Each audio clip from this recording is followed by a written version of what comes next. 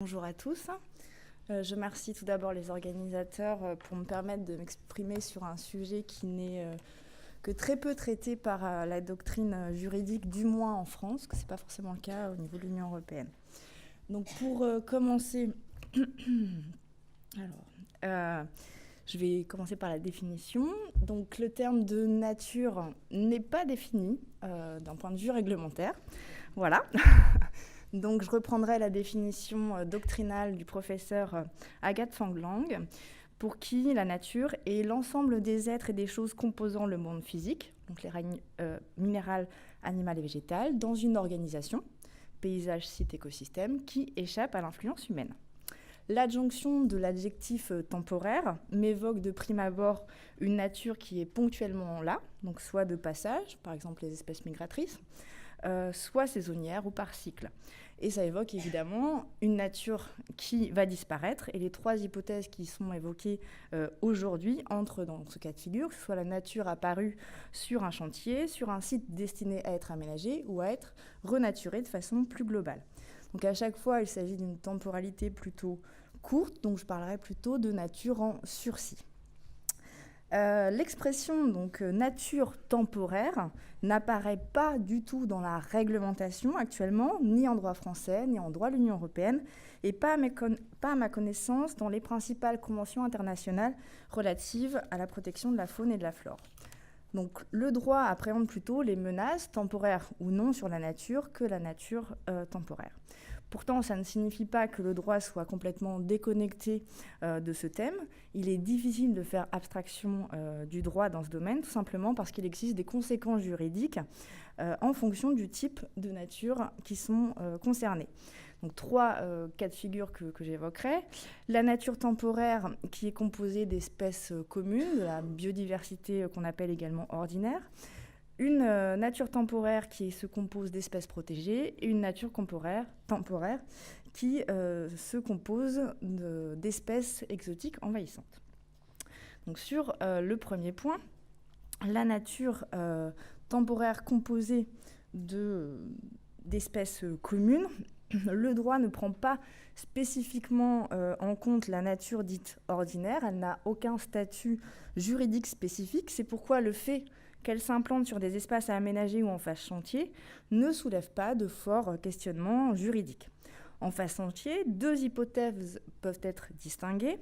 Soit la nature qui arrive a été prévue ou était prévisible, et à ce moment-là, l'article L163-1 du Code de l'environnement impose que leur destruction donne lieu à des mesures d'évitement, de réduction et de compensation.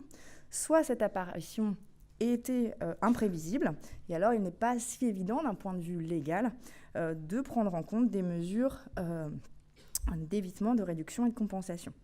Un tel raisonnement ne peut en revanche pas du tout être tenu pour les espèces protégées qui sont très encadrées d'un point de vue réglementaire.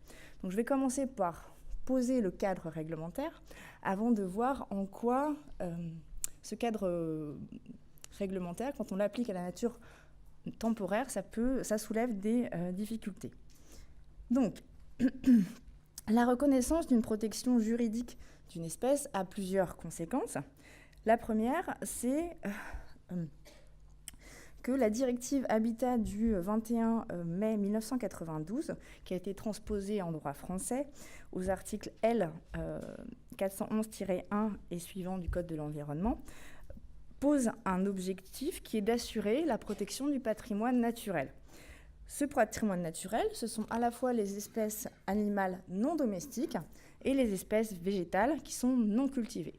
Donc pour garantir cette conservation, l'article L 411-1 pose un principe général d'interdiction, que je vous rassure, je ne vais pas lire en détail, qui concerne donc cette interdiction, elle concerne à la fois le spécimen de l'espèce protégée dans toutes ses composantes et son habitat. C'est une interdiction qui recouvre de nombreux actes, destruction, altération, vente, capture ou cueillette, mais la portée de ce principe doit être modérée puisque la protection de chaque espèce protégée diffère selon les arrêtés prévus par le décret d'application de cette loi qui lui-même renvoie à des arrêtés ministériels ou préfectoraux distincts.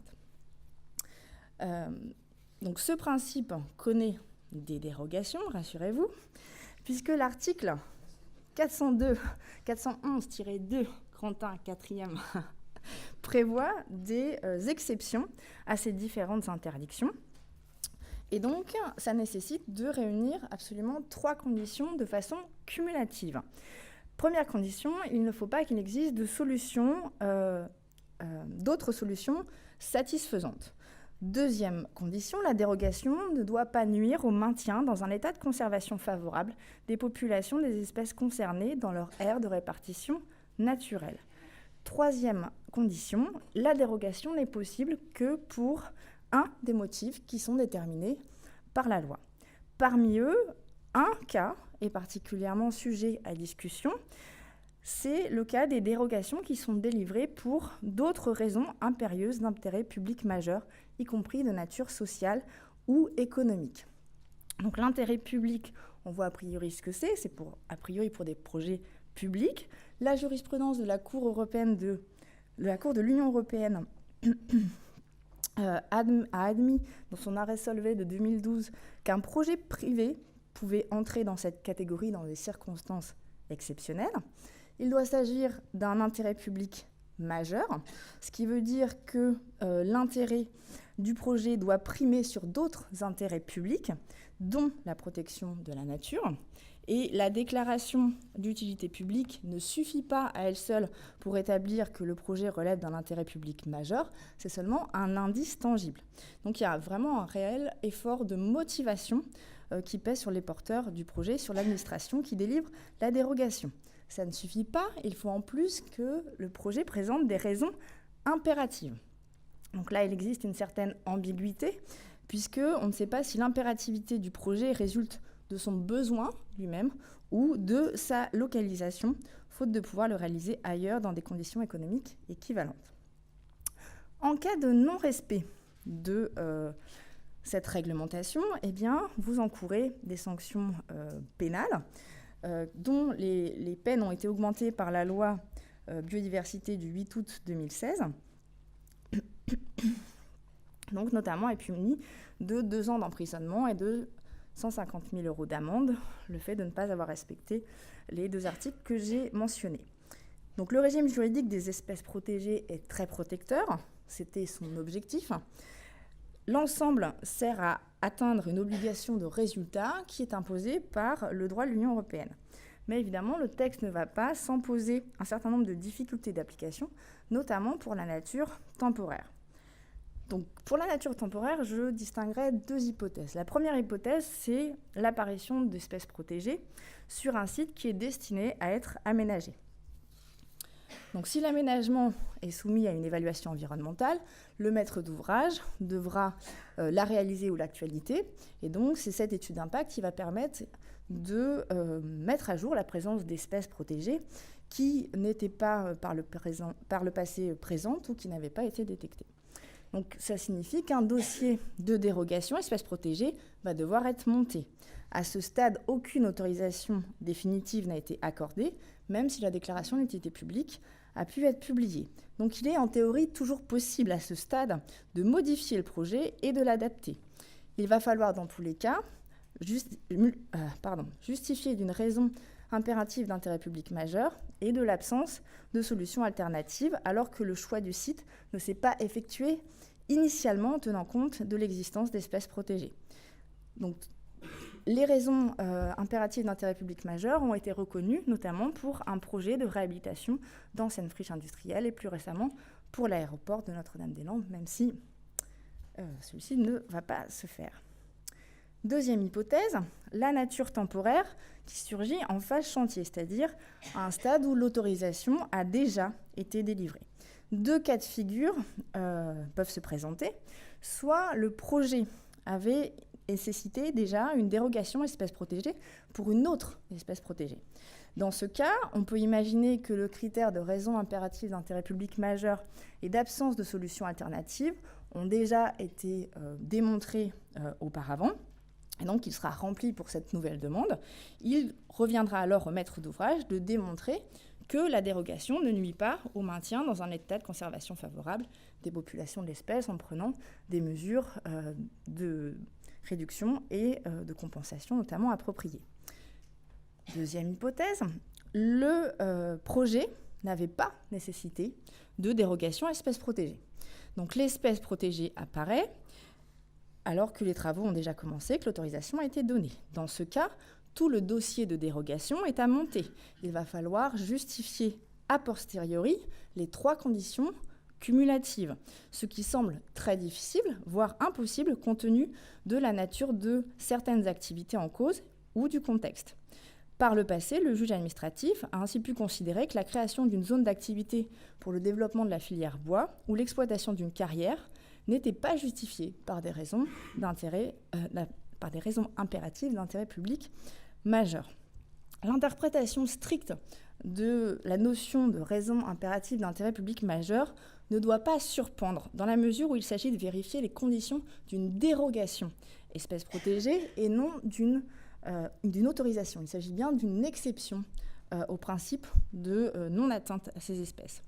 L'aménageur se retrouve dans une certaine impasse, puisque d'un côté, s'il veut être en règle, eh bien, il monte un dossier de dérogation qui peut lui être refusé, et si la dérogation lui est accordée, elle pourrait être facilement contestée en justice. De l'autre côté, s'il porte atteinte aux espèces, il risque une sanction pénale lourde.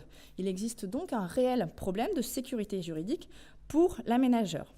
Une solution serait peut-être de justifier la dérogation par un autre motif, celui qui est au tout dernier alinéa de l'article que je vous ai montré tout à l'heure, qui, à savoir, une dérogation justifiée pour permettre, dans des conditions strictement contrôlées, d'une manière sélective et dans une mesure limitée, la prise ou la détention d'un nombre limité et spécifié de certains spécimens. J'espère que je ne vous ai pas perdu. On passe au 3e cas de figure. Je serai beaucoup plus rapide sur ce point. Je voulais juste aborder les cas où la nature temporaire produit des effets néfastes sur la biodiversité, donc je ne rentrerai pas dans le détail. On a des dispositions en droit international, droit de l'Union européenne, en droit français sur les espèces exotiques envahissantes. Et en matière de nature temporaire, eh bien, ça suppose une surveillance accrue des sites. Et je voulais mentionner l'article L411-8 du Code de l'environnement qui permet d'engager des mesures pour capturer, prélever ou détruire ces espèces. Pour conclure, je voudrais parler de plusieurs éléments. Le premier, c'est les différents paradoxes de ce thème de nature temporaire. On se trouve dans une situation paradoxale pour moi, puisque, à mon sens qui ne suis pas donc biologiste, les espèces protégées préfèrent aller dans des sites qui sont aménagés ou pollués, ce qui montre aussi que la nature remarquable va où elle peut encore aller tant son univers se réduit. Deuxième paradoxe, c'est qu'a priori, on devrait se réjouir de l'apparition spontanée de nature protégée que l'on cherche à rétablir par ailleurs sur des sites de compensation, par exemple. Or, c'est l'effet inverse, puisque celui qui amène de la biodiversité remarquable a l'impression d'être pénalisé en ayant à monter un dossier complexe et à intégrer cette espèce dans ses mesures de réduction et de compensation, ce qui a un coût. On en arrive à tout faire pour éviter que les spécimens d'espèces protégées ne s'implantent. Peut-être pourrait-on réfléchir, notamment pour la nature temporaire en phase chantier, à des dispositifs d'accompagnement financier pour la gestion de ces espèces protégées qui sont apparues. Et enfin, ça illustre un paradoxe du droit de l'environnement qui doit parfois concilier des objectifs qui sont ponctuellement antinomiques. On oppose ici la destruction d'espèces protégées dans une friche à une politique où on va inciter l'aménagement des friches industrielles, ce qui permet de bâtir sur des zones dégradées plutôt que d'investir des espaces vierges ou sensibles. Je voulais également apporter quelques pistes de réflexion sur une meilleure prise en compte de la nature temporaire. Donc à cet égard, il me semblait difficile de ne pas évoquer le cas des carrières qui sera traité de façon plus poussée par la suite, mais qui permet de mener conjointement remise en état et extraction et de permettre aux espèces de migrer d'un site à l'autre et de se maintenir. Mais cette configuration est quand même très particulière et pas forcément transposable à tous les projets. C'est pourquoi il y a nécessairement des des réflexions à mener sur le droit des espèces protégées, mais les interrogations ne sont pas forcément à penser en termes d'assouplissement de cette notion de raison impérative d'intérêt public majeur. Il me semble que les dérogations espèces protégées sont aujourd'hui quasiment systématiquement accordées. Simon Jolivet propose par exemple plutôt d'adapter le statut de protection des espèces pionnières qui seraient les principales concernées par les phases chantiers par exemple.